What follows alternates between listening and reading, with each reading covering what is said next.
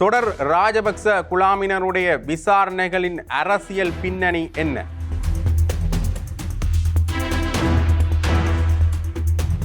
தொடர்ந்துமே அடுத்தடுத்து ராஜபக்சவின் முக்கியமான நபர்கள் கைது செய்யப்படுவார்களா?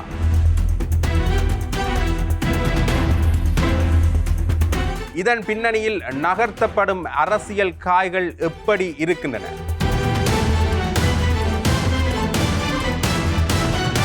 தொடர்ந்து பேசலாம். இது ஆயுதம். இதன் ஒரு சொல் கொல்லும், ஒரு சொல் வெல்லும்.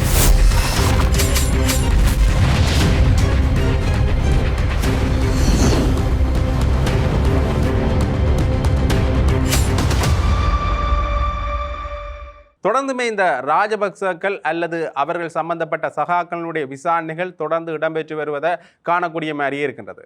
குறிப்பாக நாமல் ராஜபக்ச அவர்கள் நீதிமன்றம் மற்றும் குற்றப்புலனாய்வுத்துறைக்கு அழைக்கப்பட்டிருப்பதாக இருக்கட்டும், ஏற்கனவே அழைக்கப்பட்டு விசாரணைகள் நடந்தது. அது மட்டுமில்லாமல் இந்த ராஜபக்சக்களுடைய முக்கிய புள்ளிகளாக இருக்கின்ற கொடபாய ராஜபக்ச, பசில் ராஜபக்ச போன்றவர்களுடைய வழக்குகள் இன்னும் நிலுவையில் இருக்கின்றது என்ற நிறைய விடயங்கள் தொடர்ந்துமே ராஜபக்ச குழாமினருக்கு எதிராக திரும்பி வாரதை காணக்கூடிய மாதிரியே இருக்கின்றது. அந்த வகையில் நேற்றைய தினம் பிரசன்ன ரணதுங்க அவர்கள் அழைக்கப்பட்டிருந்தார் குற்றப்புலனாய்வுத்துறைக்கு. என்னென்ன கெகல்பத்ர பத்மியனுடைய நெருங்கிய தொடர்பு இருக்கலாமோ என்கின்ற அடிப்படையில் தான் இவர் மேலே விசாரணைகள் இடம்பெற்றிருந்தன. அது மட்டும் இல்லாமல் சிரந்தி ராஜபக்ச அவர்கள் இன்றைய தினம் மஹிந்த ராஜபக்ச அவர்களோட நிதி குற்றப்புலனாய்வு திணைக்களத்துக்கு அழைக்கப்பட்டிருந்தார், ஒரு தொண்டு நிறுவனம் சார்ந்த நிதி மோசடி சம்பந்தமாக. அது மட்டும் இல்லாமல் சிஎஸ்என் தொலைக்காட்சி சம்பந்தமாக ஜோசிர ராஜபக்ச மேலே விசாரணைகள் இடம்பெறலாம் என்கிற தகவல்கள் வெளியாகி கொண்டிருக்கின்றன. அது மட்டும் இல்லாமல் ராஜபக்ச குழாமினனுடைய நெருங்கிய சகாவாக அல்லது ராஜபக்ச ஒருவருடைய சமல் ராஜபக்சவனுடைய மகனுக்கு இந்த மிக் விமானங்கள், ஏர்பஸ் விமானங்கள் என்று சொல்லப்படுகின்ற நிதி குற்றச்சாட்டு சம்பந்தமாக அவரை ஒரு சந்தேக நபராக பெயரிட்டிருக்கின்றார்கள். இப்படியாக தொடர்ந்துமே இந்த ராஜபக்சக்கள் மேலே தொடர் விமர்சனங்களும் தொடர் குற்றச்சாட்டுகளும் முன்வைக்கப்பட்டு வாரதையும் அதற்கான விசாரணைகள் இடம்பெற்று வாரதையும் காணக்கூடிய மாதிரியே இருக்கின்றது.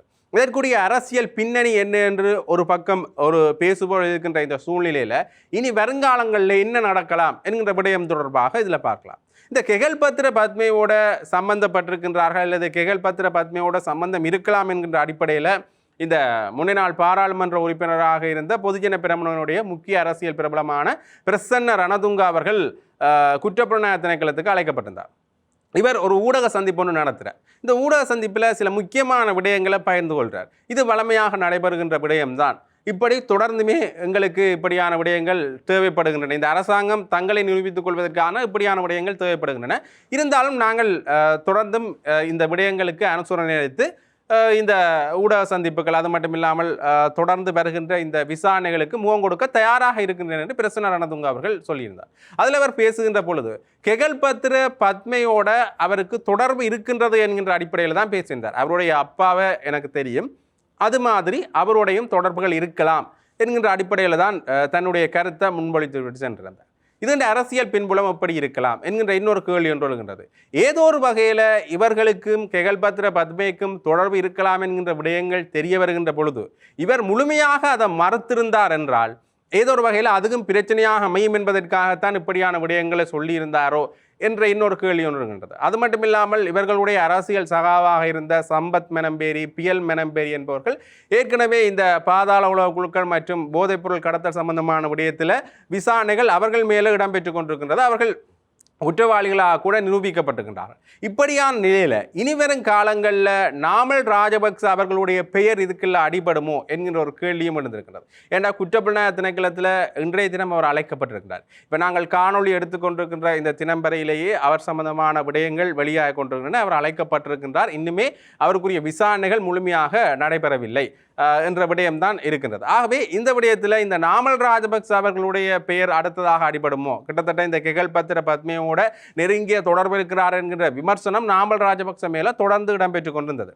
அது மட்டும் இல்லாமல் இந்த விடயங்கள் வெளியாகின்ற பொழுது இந்த நாமல் ராஜபக்ச சார்ந்த விடயத்தில் செவ்வந்தியாக இருக்கட்டும், கெகல்பத்ர பத்மையாக இருக்கட்டும், இவர்களோட தொலைபேசியில் தொடர்பில் இருந்திருந்தாரா என்கின்ற அடிப்படையில் கூட விசாரணைகள் இடம்பெற்றுகின்றது. நாமல் என்கின்ற பெயர் அந்த தொலைபேசியில் இருந்ததை, தொடர்புகள் பட்டியலில் இருந்ததை காணக்கூடிய மாதிரியே இருந்தது என்று விசாரணைகள் அடிப்படையில் சில தகவல்கள் வெளிவந்திருந்தன. ஆகவே இந்த அடிப்படையில் இனி அடுத்த கைது நாமல் ராஜபக்சவாக இருக்கலாமோ என்கின்ற ஒரு மிகப்பெரிய கேள்வி ஒன்று எழுந்திருந்தது. இன்னொரு வகையில் பார்க்கின்ற பொழுது சிரந்தி ராஜபக்ச அவர்களுடைய சிரிலிய சலிய என்கின்ற ஒரு தொண்டு நிறுவனம் அதில் சேர்க்கப்பட்ட பணம் வந்து சட்டவிரோதமான முறையில் அல்லது ஊழல் அடிப்படையில் தான் சேர்க்கப்பட்டது என்கின்ற ஒரு விமர்சனம் ஒன்று அவர் மேலே தொடர்ந்து இருந்தது. அதுன்ற அடிப்படையில் தான் அவரும் விசாரணைக்கு அழைக்கப்பட்டிருந்தார். ஆகவே இந்த தொண்டு நிறுவனத்தையும் ஜோசித ராஜபக்சேனுடைய இந்த சிஎஸ்என் தொலைக்காட்சி சம்பந்தப்பட்ட விடயத்தையும் இணைத்து பார்க்க வேண்டிய இன்னொரு பின்னணி ஒன்று இருக்கின்றது. இந்த சிஎஸ்என் தொலைக்காட்சிக்குரிய முக்கிய சில சேவைகள் வந்து இந்த குறிப்பிட்ட தொண்டு நிறுவனத்தில் இருந்து வந்த பணத்தில் வாங்கப்பட்ட ஒரு கட்டடத்தில் அல்லது நிலப்பரப்பில் தான் இடம்பெற்றது என்கின்ற விமர்சனமும் எழுந்திருக்கின்றது. ஆகவே இது தொடர்பாக நேற்றைய தினம் சஜின் வாசு குணவர்த்தன அவர்கள் அழைக்கப்பட்டிருந்த பொழுது இவர் ஏற்கனவே சஜின் வாசு குணவர்த்தன அவர்கள் பொதுஜன பிரமுகனுடைய முக்கிய அரசியல் பிரபலமாக இருந்து பின்னர் மைத்ரிபால சிறிசேனா அவர்களோடு இணைந்து கொண்டிருந்தார். இப்போ பொதுஜன பிரமுகனுக்கும் தனக்கும் எந்தவித சம்பந்தம் இல்லை, கிட்டத்தட்ட பொதுஜன பிரமுகனுக்கு ஒரு எதிரான ஒரு நபராக இப்போ காண்பிக்கப்பட்டிருந்தாலும் கூட முந்தைய காலகட்டங்களில் பொதுஜன பிரமுகனோடு இணைந்து செயல்பட்டவர் என்கின்ற அடிப்படையில் பேசப்படுவார். ஆகவே இவரும் நிதி குற்றப்புலனாய்வு திணைக்களத்துக்கு அழைக்கப்பட்டிருந்தார். இந்த விடயத்தில் இந்த சிஎஸ்என் தொலைக்காட்சி சம்பந்தப்பட்ட விடயத்தில் அரச சேவைகள் சிலவற்றை இந்த சிஎஸ்என் தொலைக்காட்சிக்கு கொடுத்தது, இதன் மூலமாக பணம் சம்பாதித்தார் என்ற அடிப்படையில் இதுவும் கிட்டத்தட்ட அரச நிதியை அல்லது சேவைகளை தவறாக பயன்படுத்தினது என்ற அடிப்படையில் தான் இந்த குற்றச்சாட்டம் முன்வைக்கப்பட்டிருந்தது.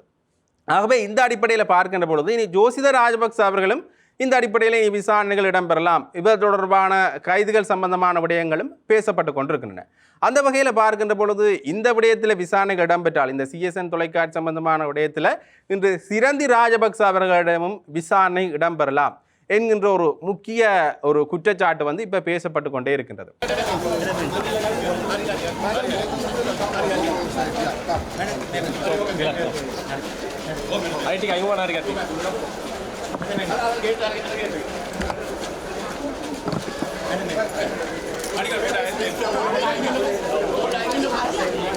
இந்த விடயத்தில் ஏற்கனவே தாஜிதின் கொலை சம்பந்தமான விடயத்திலேயும் இவர்கிட்ட பெயர் அடிபட்டிருந்தது.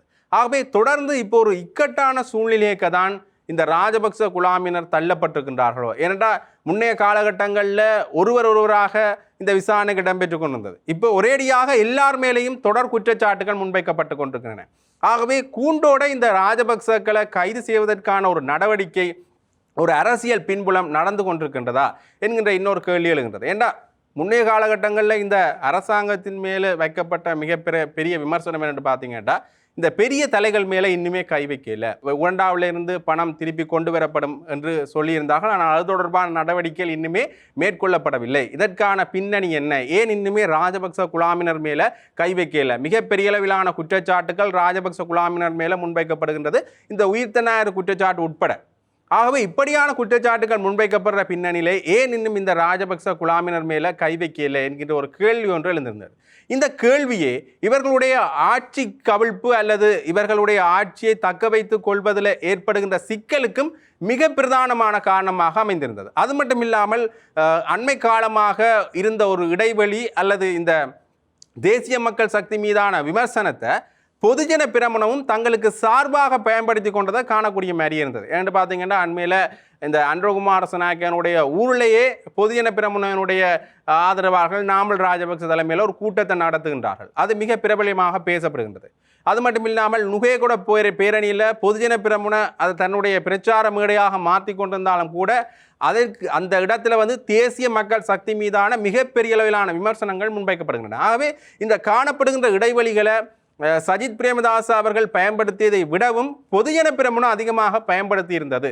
கிட்டத்தட்ட இந்த எதிர்கட்சி என்றது இப்போ பொதுஜன பிரமுன தலைமையில தான் மறைமுகமாக இயங்கி கொண்டிருக்கின்றது என்கின்ற ஒரு விமர்சனம் ஒன்று தொடர்ந்து முன்வைக்கப்படுறதை காணக்கூடிய மாதிரியே இருக்கின்றது. ஆகவே இந்த எதிர்கட்சியை செயல்படுத்துவது அல்லது எதிர்கட்சியினுடைய தலைமையாக இப்போ பொதுஜன பிரமுன இருக்கின்றது என்கின்ற விமர்சனம் ஒரு பக்கம் இருக்கின்ற இந்த சூழ்நிலையில் பொதுஜன பிரமுனனுடைய செயல்பாடுகளை முடக்க வேண்டிய அல்லது பொதுஜன பிரமுனனுடைய இந்த எதிர் நடவடிக்கைகளை முடக்க வேண்டிய ஒரு தேவை ஒன்று இந்த அரசாங்கத்துக்கு இருக்கிற காரணத்தினால இப்போ இந்த நடவடிக்கைகளை கையில் எடுத்திருக்கின்றதோ என்கின்ற மிகப்பெரிய கேள்வி ஒன்று இப்போ எழுந்திருக்கின்றது. என்னதான் இந்த அரச நிறுவனங்கள் சுயாதீனமாக செயல்படுகின்றன என்று சொல்லியிருந்தாலும் கூட அதில் கூட சில சிக்கல்கள் இடம்பெற்றிருக்கின்றன. ஏதோ ஒரு வகையில் இந்த அரசாங்கம் இந்த அரச நிறுவனங்களில் செல்வாக்கு செலுத்துகின்றது அல்லது சில அரச நிறுவனங்கள் சட்டமா அதிபர் திணைக்களம் போன்ற சில அரச நிறுவனங்கள் இந்த அரசாங்கத்தினுடைய செயல்பாடுகளில் இருந்து மீறி நடக்கின்றது என்கின்ற ஒரு விமர்சனமும் தொடர்ந்து முன்வைக்கப்பட்டு கொண்டிருக்கின்றது.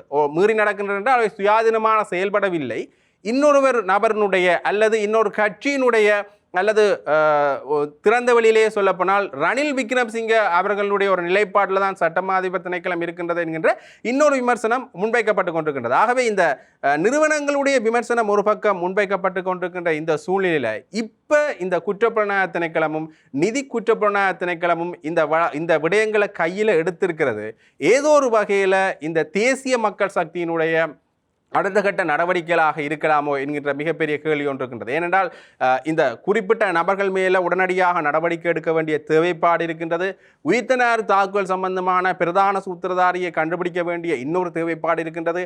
அது மட்டும் இல்லாமல் ஏற்கனவே இவர்கள் கையில் எடுத்திருந்த இந்த போதைப்பொருள் மாஃபியாக்களை ஒழிப்போம், பாதாள உலக குழுக்களை ஒழிப்போம் என்கின்ற இன்னொரு தேவைப்பாடு ஒன்று, மக்களுக்கு காண்பிக்க வேண்டிய இன்னொரு தேவைப்பாடு ஒன்று இருக்கின்றது. ஆகவே இந்த விடயங்களை கையில் எடுத்திருக்கிற அரசாங்கம் இதன் பின்னணியில் தொடர்ந்து விசாரணைகள் நடத்தி ராஜபக்ச குழாமினர் மேல நடவடிக்கை எடுக்க வேண்டிய ஒரு தேவைப்பாட்டின் அடுத்த கட்ட அம்சம்தான் இந்த விடயமோ என்கின்ற கேள்விதான் இப்ப மக்கள் மத்தியில் எழுந்திருக்கின்றது.